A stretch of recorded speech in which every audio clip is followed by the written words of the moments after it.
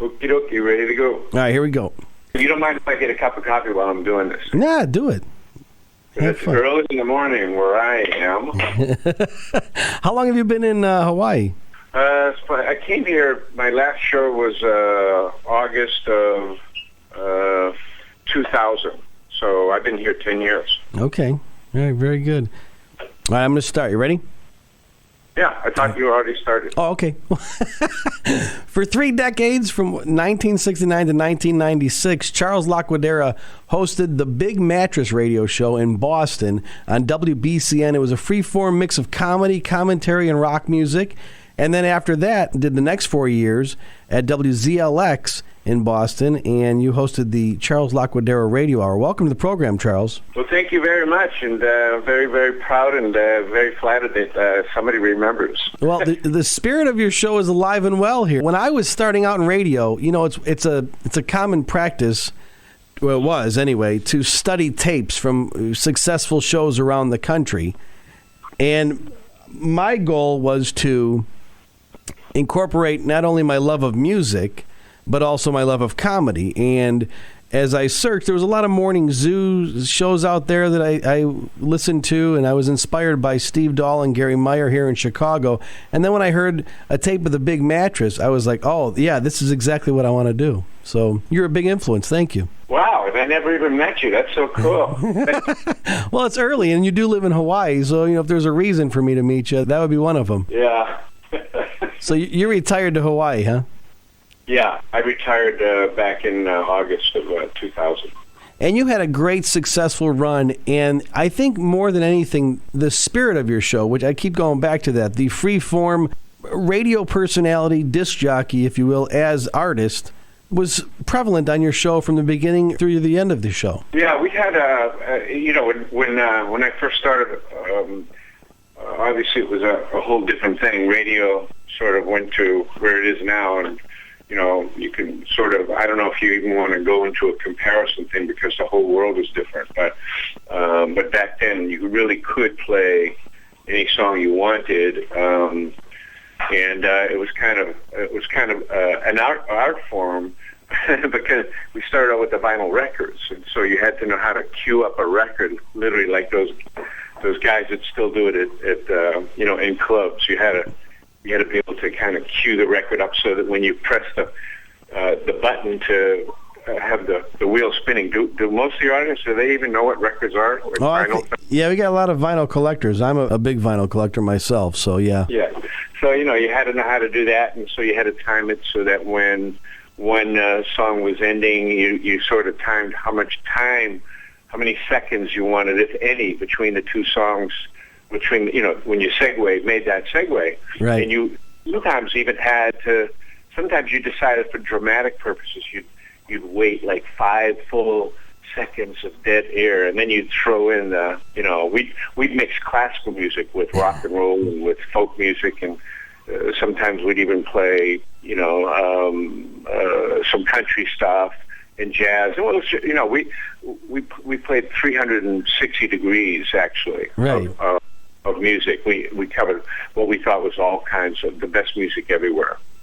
So. And you kind of fell into broadcasting by accident, is that correct? Yeah, I originally wanted to become a movie star. Well, I was coming from Boston. I wanted to be a movie star.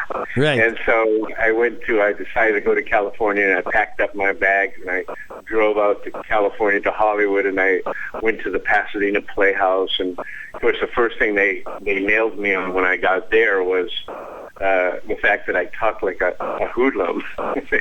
What do you, that Boston accent, they said, well, we'll put you in some kind of play if we ever do a play about hoodlums. Because I said, pass the class, get over here. Right.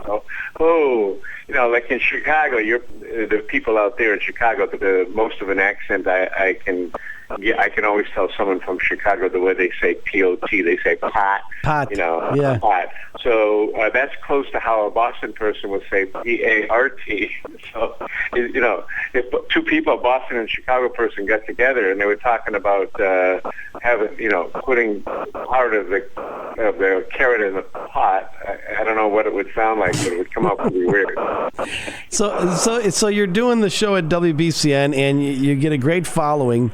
And there had to be a time, I'm guessing in the 80s, when the corporation started to take over the playlists. Yeah, once they, our owners wanted to make a lot of money, so he sold it to corporate. I forget what company it was back then. It was maybe Metro Media, and then they changed to Infinity and whatever.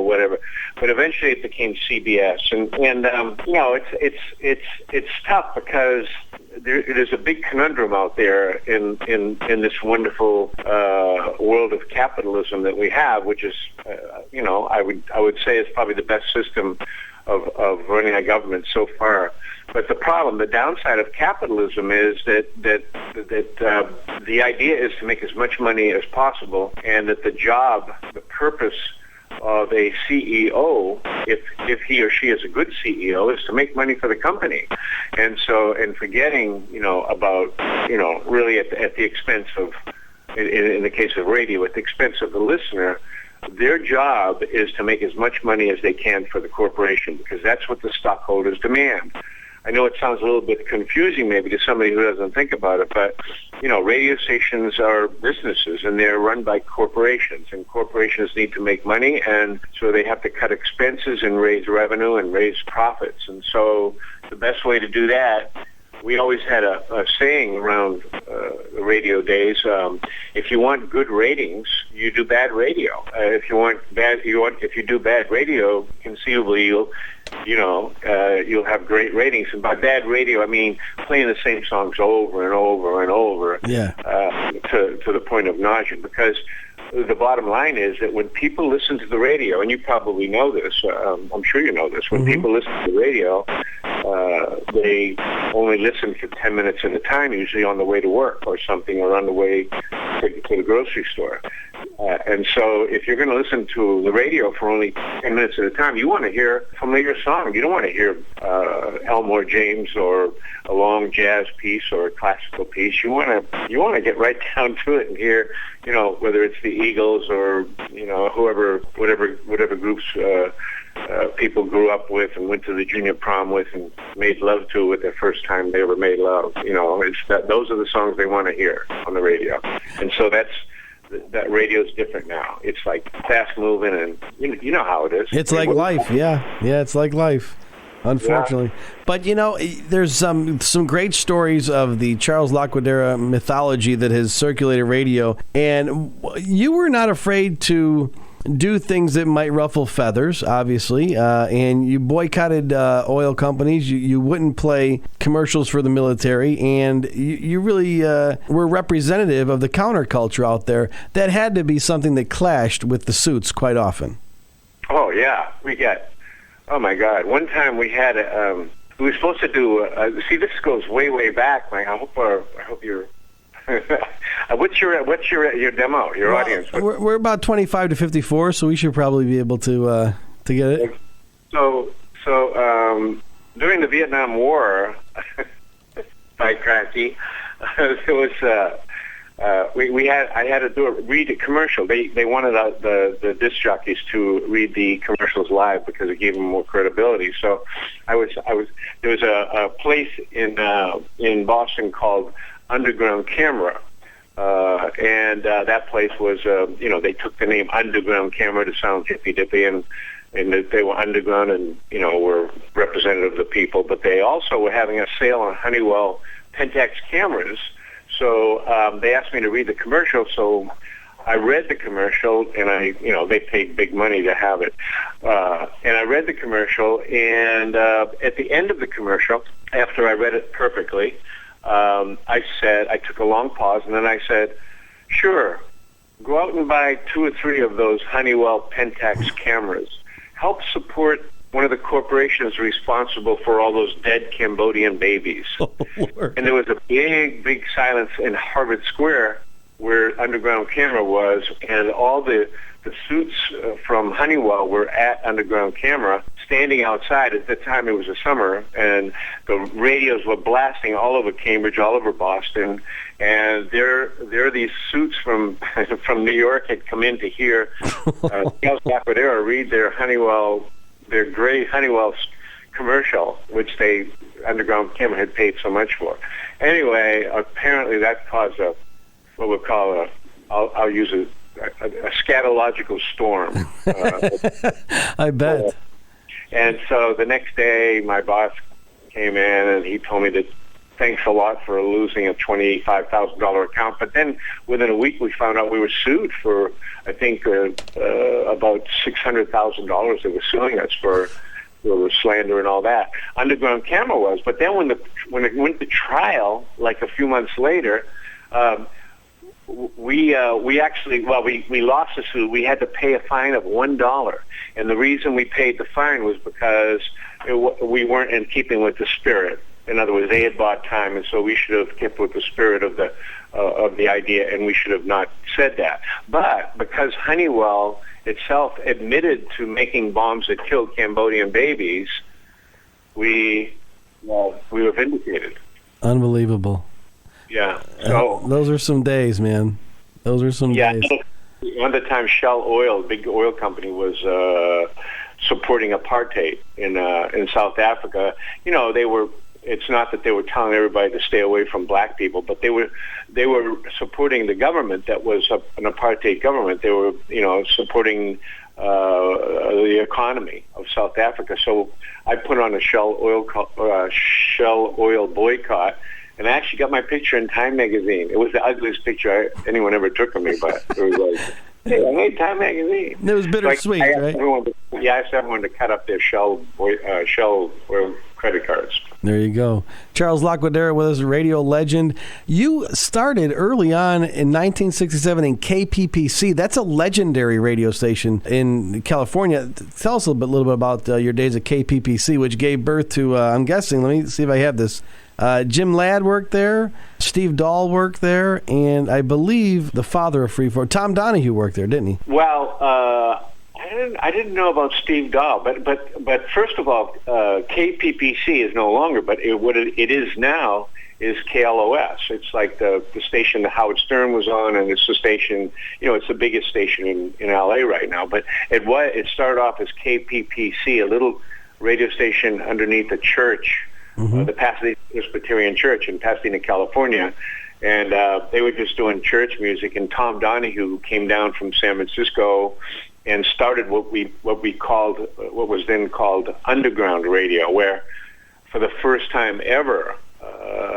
people could hear rock and roll music on FM. That means in stereo. Mm-hmm. But most people, you only heard rock and roll on the AM stations, and the disc jockeys would talk fast, and they'd have deep voices, and golden soda disc jockeys, they'd say, "No, number 43," it was on AM radio. And so to hear Jimi Hendrix on FM radio, to hear songs that people never heard in their lives, and blues songs, by Muddy Waters and people like that, it's like it was like incredible to people to hear that. I read an interview one time, and you said when you were on at night, that was the important time for an FM disc jockey to be on, because at night people were at home smoking dope and making their rice. And it's a reference for me at 43 years old. My mother used to make rice.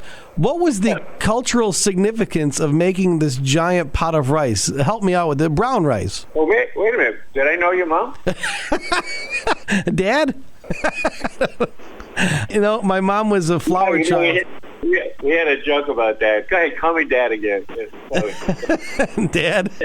No, I would have been. No, I can't say that. Actually, I'm not talking to you personally. It was just a joke we would say to people that were really mean to us. Yes. I would have been your dad, but the Great Dane beat me up the steps. Nice. Very nice. I'll use that one next time at a comedy club. That's a good heckler comeback. Yeah. So, people were, it wasn't really nighttime. It was more like in the late afternoon and the early evening for dinner.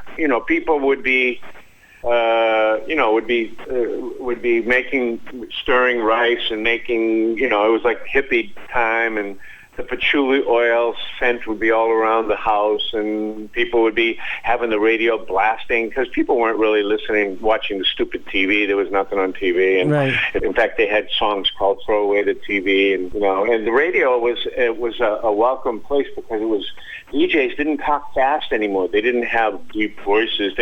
They talked like me, and they made mistakes like I do, and they kind of said, "Hey, listen to this song. It's really far out. Wait for the middle of this song when Eric Clapton comes right in, or Jeff Beck. Listen to this. This is the heaviest song you ever heard. Stroll On by the Yardbirds." So Jeff kicks butt with this song, and we love the music, and we turn people on to new songs. Now people just get to hear the same songs over and over, and it's guys like you that keep radio going because you add personality and you add something to just the stale music being played over and over and over. You know what I'm saying? Like what radio has come to today. Yeah, well, we do try to go deeper than other classic rock stations, and in the morning, I do try to present not only something that's personal, we try to really do honest-to-goodness humor because there's really nothing worse than morning zoo disc jockey humor. And then we also try to keep that free-for-all feeling where it's you don't have to pretend. You don't have to not mention other radio stations. We had a program director once that would yell at us for talking about American Idol because we're reminding people to watch television. It's like, hello, this is the 21st century, And if their job is the bottom line, and if their job is to make money for your station, and if their job is to get every single possible rating point you can get, then these people are correct in telling you that. The problem is that's not the way that radio should be being done. It shouldn't be for the money so much as for the art form that it used to be. And it sounds to me like you guys are still keeping it somewhat as an art form, and that is so great, and I just want to congratulate you for Well, thank you, Charles. Also, thank you for inviting. I'm going to go have some bagels and lox and cream cheese now because it's early morning here where I am. Everybody's just waking up in Hawaii. Well, hello to Hawaii. Charles, please come back to the program anytime, okay? Okay, and I really appreciate it, and thank you for having me on. You have a wonderful new year. I can still say that until February 1st. Thank you, brother. Thanks, Charles. Okay, how cool is that? And thank you for having me on, and I hope you have a great warm winter.